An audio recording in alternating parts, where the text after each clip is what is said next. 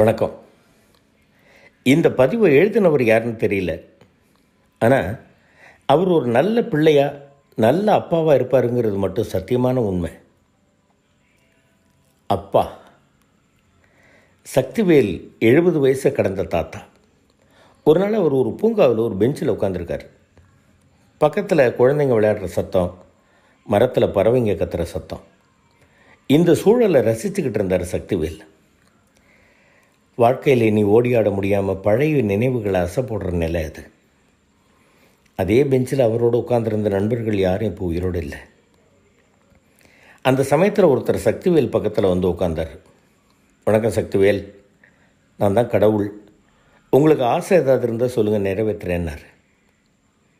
சக்திவேல் ஆச்சரியப்பட்டார், யோசித்தார், அப்புறம் பேசினார். கடவுளே, நான் என் அப்பாவை பார்க்கணும், அவரை என் கண்ணு முன்னால் கொண்டு வந்து நிறுத்துவீங்களான்னு கேட்டார் சக்திவேல். சக்திவேல், நீங்களே தாத்தாவாகி பல வருஷங்கள் ஆயிடுச்சு, இன்னமும் உங்கள் அப்பாவை பார்க்குற ஆசை இருக்கா அப்படின்னு சிரிச்சுக்கிட்டே கேட்டார் கடவுள். ஆமாம் கடவுளே, அவருக்கு நிகர் யாரும் இல்லைன்னார் சக்திவேல். அப்படியான்னார் கடவுள். அப்பா பல தடவை என்கிட்ட கோவப்பட்டிருக்காரு, தண்டிச்சிருக்காரு. அப்போல்லாம் எனக்கும் கோபம் வரும், மனசுக்குள்ளே திட்டி தீர்த்துருக்கேன். ஆனால் நானும் ஒரு அப்பாவாக மாறினதுக்கப்புறம் அப்படிப்பட்ட கோபத்தில் இருக்கிற நியாயம் என்னங்கிறது எனக்கு புரிஞ்சுது. அதனால் இந்த நிலையில் அவர் என் கூட இருக்கணும்னு விரும்புகிறேன் அப்படின்னார் சக்திவேல். அதெல்லாம் சரி, உங்கள் அம்மாவை பார்க்கணுன்னு ஏன் உங்களுக்கு தோணலை அப்படின்னு கேட்டார் கடவுள். அது கல்யாணம் ஆனதுக்கப்புறம் மனைவி அம்மாவோட இடத்துல பாதியை நிரப்பிட்டா. ஆனால் அப்பாவோட இழப்பு இது வரைக்கும் யாரையும் எடி செய்யலை. அதனால தான் அப்பாவை பார்க்க விரும்புகிறேன்னார் சக்திவேல். சரி, உங்கள் அப்பா என்னை விட சிறந்தவரான்னு கேட்டார் கடவுள். என் அப்பா கிட்டே எதை கேட்டாலும் வாங்கி கொடுத்துருவார். ஆனால் என் அப்பாவையே கேட்டால் உங்களால் மட்டும்தான் கொடுக்க முடியும். அந்த வகையில் நீங்கள் தான் சிறந்தவர். ஆனால் எங்கள் அப்பா என்னை ஒரு நல்ல தகப்பனாக உருவாக்கியிருக்காரு. நான் என் மகனை அவனோட பிள்ளைங்களுக்கு ஒரு நல்ல தகப்பனாக உருவாக்குவேன். ஆனால் நீங்கள் ஒரு நல்ல கடவுளை உருவாக்கியிருக்கீங்களா? உங்களால் முடியாததை செஞ்சு என் அப்பா தானே சிறந்தவர்னு கேட்டார் சக்திவேல். கடவுள் அமைதியாக இருந்தார். மறுபடியும் சக்திவேல் பேசினார். ராமன் காட்டுக்கு போகணும் அப்படின்னு உடனே உயிரை விட்டார் தசரதர். இந்திரஜித்து இறந்த உடனே நடப்பணமாக வாழ்ந்து போராடி உயிரை விட்டான் ராவணன். பிள்ளைக்கு சாகாவரம் பெற்று தந்தார் துரோணர். இப்படி பிள்ளைங்களுக்காக வாழ்ந்த அப்பாக்கள் ஏராளம். அந்த அப்பாக்கள் தவிர்க்க விரும்பின விஷயம் புத்திர சோகம். ராமனை பிரிஞ்ச உடனே உயிரை விட்டார் தசரதர். ஆனால் தசரதர் இறந்த உடனே ராமன் இறக்கலை. அதுதான் மகன் மேலே அப்பாவுக்குள்ள பாசத்துக்கும் அப்பா மேலே மகனுக்கு உள்ள பாசத்துக்கும் இருக்கிற வித்தியாசம் அப்படின்னார் சக்திவேல். ஆச்சரியமாக பார்த்தார் கடவுள். மேலே சொல்லுங்கன்னார். ஒரு தடவை ஆஃபீஸுக்கு பஸ்ஸில் போயிட்டு இருந்தேன். பக்கத்தில் ஒரு பொண்ணு என் முன்னால் இருந்த கம்பியை பிடிச்சிக்கிட்டு இருந்தா. அடிக்கடி அவளோட முகத்தை பார்த்தேன். ஒவ்வொரு தடவையும் அவள் முகத்தில் ஒரு புன்சிரிப்பு தென்பட்டுச்சு. அவள் விரலில் ஒரு சிகப்பு கல் வச்ச மோதிரம் இருந்தது. என்ன அறியாமல் அந்த சிகப்பு கல்லை தொட்டு பார்த்தேன். வெடுக்குன்னு கையை எடுத்துக்கிட்டா. அப்போ தான் அது தப்புன்னு புரிஞ்சுது. அடுத்த ஸ்டாப்பிங்கில் அந்த பொண்ணு இறங்கிறதுக்கு தயாரானா. கிளம்புற பொண்ணு சட்டுன்னு திரும்பி அந்த மோதிரத்தை என் கையில் திணிச்சிட்டு இறங்கி போயிட்டா. அது எனக்கு ஒரு இன்ப அதிர்ச்சி. பஸ்ஸு கிளம்பிடுச்சு.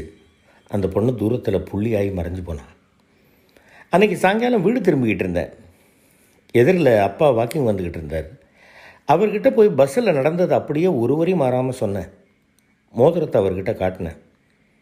அவர் முகத்தில் எந்த சலனமும் இல்லை.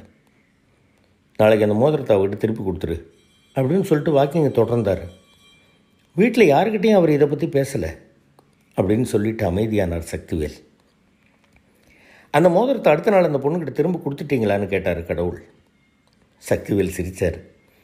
இந்த கேள்வியை அப்பா என்கிட்ட கேட்கல, ஆனால் நீங்கள் கேட்குறீங்க. அடுத்த நாள் அந்த மோதிரத்தை திருப்பி கொடுத்துட்டேன். ஆனால் அதை கூட அப்பா கிட்ட சொல்லலை. அவரும் அந்த பதிலுக்காக காத்துக்கிட்டு இருக்கல. எங்களுக்குள்ளே அப்படி ஒரு புரிதல் இருந்தது. அதனால தான் சொல்கிறேன், என் அப்பா உங்களை விட சிறந்தவர்னு அப்படின்னார் சக்திவேல். கடவுள் சிரித்தார். கடவுளே, அப்பாங்கிறது உன்னதமான உறவு.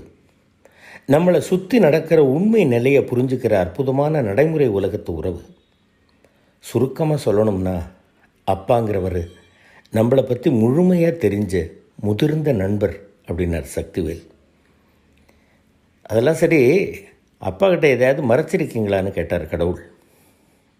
ஒரு விஷயத்தை மறைச்சிருக்கேன். நான் ஒரு பொண்ணை 5 வருஷமாக காதலிச்சுக்கிட்டு இருந்தேன். அப்புறம்தான் தெரிஞ்சது அவளோட அப்பாவுக்கும் எங்கள் அப்பாவுக்கும் ஆகாதுன்னு. அதனால் காதலை அதோடு நிறுத்திக்கிட்டோம். அது வலி நிரம்பிய பிரிவு அப்படின்னு சொல்லும்போதே சக்திவேலோட கண்களில் கண்ணீர் சேர்ந்துருச்சு. சக்திவேல், நீங்கள் இவ்வளோ நேரம் பேசிக்கிட்டு இருந்தது உங்கள் அப்பா கேட்டுக்கிட்டு தான் இருந்தார். இது உங்கள் அப்பா நிற்கிறாரு.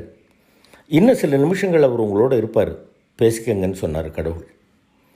சக்திவேல் ஓடி போய் அப்பாவை கட்டி பிடிச்சிக்கிட்டாரு. 2 பேர் கண்கள்லேயும் கண்ணீர். சக்தி, என்கிட்ட ஒரு வார்த்தை சொல்லியிருக்க கூடாதாப்பா? என் வரட்டு பிடிவாதத்தை விட்டு கொடுத்துட்டு அந்த பொண்ணையே உனக்கு கல்யாணம் பண்ணி வச்சுருப்பேனே அப்படின்னார் அப்பா. சக்திவேல் அமைதியாக இருந்தார். அப்பாவே பேசினார். ஒரு அப்பாவுக்கு கிடைக்கிற பெரிய வரம் என்ன தெரியுமா? அவர் எல்லார் மேலேயும் எவ்வளோ அன்பு வச்சுருக்கார் அப்படிங்கிறத மற்றவங்க புரிஞ்சுக்கிறது தான். அந்த விஷயத்தில் நீங்கள் எல்லாரும் என்னை நல்லா புரிஞ்சு வச்சுருக்கீங்க. இதை விட சிறந்த வரம் ஒரு அப்பாவுக்கு இருக்க முடியாது அப்படின்னார் அப்பா. அப்பா, நீங்கள் என் கூடவே தங்கிடுங்கப்பான்னு கெஞ்சினார் சக்திவேல். அது முடியாதுப்பா, என் கதை முடிஞ்ச கதை. வாழ்க்கையில் ஒரு அப்பாவோட பங்கு என்னங்கிறத நீ நல்லா புரிஞ்சு வச்சுருக்க. அதை உன் மகனுக்கும் புரிய வச்சுருக்க. அவன் அவனோட மகனுக்கும் புரிய வைப்பான். இதன் விளைவாக உலகம் நல்ல தகப்பன்களை உருவாக்கும். அது நல்ல குழந்தைகளை உருவாக்கும். இதை விட பெருமை எந்த தகப்பனுக்கும் கிடைக்காது. நான் பாக்கியசாலி, கிளம்புறப்பா அப்படின்னு சொல்லிட்டு கொஞ்சம் தூரம் நடந்து மறைஞ்சு போனார். சக்திவேல் அழ ஆரம்பித்தார். என்ன சக்திவேல், போதுமா, நான் கிளம்பட்டுமான்னு கடவுள் கேட்டார். கடவுளே, நான் பள்ளிக்கூடம் போன முதல் நாளை என்றைக்குமே மறக்க முடியாது. கையில் ஒரு சாக்லேட்டை கொடுத்து மரத்தடி பள்ளிக்கூட வகுப்பறையில் இறக்கி விட்டுட்டு டாட்டா காமிச்சிட்டு கிளம்பினார் அப்பா. நான் அழ ஆரம்பித்தேன். யார் யாரெல்லாமோ சமாதானம் சொல்லியும் விம்மலும் அழுகையும் நிற்கவே இல்லை. அப்பா போன வழியை பார்த்து அழுதுகிட்டே இருந்தேன். அப்பா அந்த வழியாக வருவாருங்கிற நம்பிக்கையோடு. அதே நேரத்தில் அப்பா கொஞ்சம் தூரத்தில் ஒரு மரத்துக்கு பின்னாடி ஒளிஞ்சுக்கிட்டு நான் என்ன பண்ணுறேன்னு பார்த்துக்கிட்டு இருந்தார். நிச்சயமாக அவரும் அழுதுருப்பார். 1 மணி நேரத்துக்கு அப்புறமா அப்பா வந்தார். என்னை தூக்கிக்கிட்டு வீட்டுக்கு புறப்பட்டார். அவர் தோளில் சாஞ்சனா அப்படியே தூங்கிட்டேன். இது என் முதல் நாள் பள்ளி ஞாபகம். கொஞ்ச நாள் கழித்து சக்திவேல் மறுபடியும் பேசினார். இன்றைக்கும் கிட்டத்தட்ட அதே நிலையில் தான் இருக்கேன். என்னை விட்டு போன அப்பா மறுபடியும் வரமாட்டாருன்னு அவர் போன வழியே பார்த்துக்கிட்டு இருக்கேன். இப்போ அப்பா எந்த மரத்துக்கு பின்னாடி ஒளிஞ்சு என்னை கவனிச்சுக்கிட்டு இருக்காருன்னு தெரியல. அவர் தோளில் தூங்கினா என்னோட எல்லா கவலைகளும் பறந்து போகும். அப்படி ஒரு வாய்ப்பு கிடைக்குமான்னு கேட்டுட்டு சக்திவேல் அழுதார். மனசே கலங்கி மறைஞ்சு போனார் கடவுள். சக்திவேலுக்கு மட்டும் இல்லை, நம்ம எல்லாருக்குமே மனச்சுமையை நீக்கிற அப்பாவோட தோள் கிடைக்கும்னா நம்மளை விட அதிர்ஷ்டசாலி யாரும் இருக்க முடியாது. அப்பா நமக்கு கிடைச்ச கற்பக விருட்சம். அப்பா இருந்தால் அவரை மதிங்க. அப்பா இல்லைன்னா அவரை நினைங்க. அப்பா, அடுத்த ஜென்மத்திலேயும் நீங்களே எனக்கு அப்பாவாக இருக்கணும்னு தனியாக உட்காந்துருக்கும்போது வாய்விட்டு வேண்டுங்க. ஒருவேளை அப்பா எங்கேயாவது மரத்துக்கு பின்னாடி ஒளிஞ்சுக்கிட்டு இருந்து நம்மளை பார்த்துக்கிட்டே கலங்கின கண்களோடு நாம் வேண்டதை கேட்டாலும் கேட்டுக்கிட்டு இருப்பார்.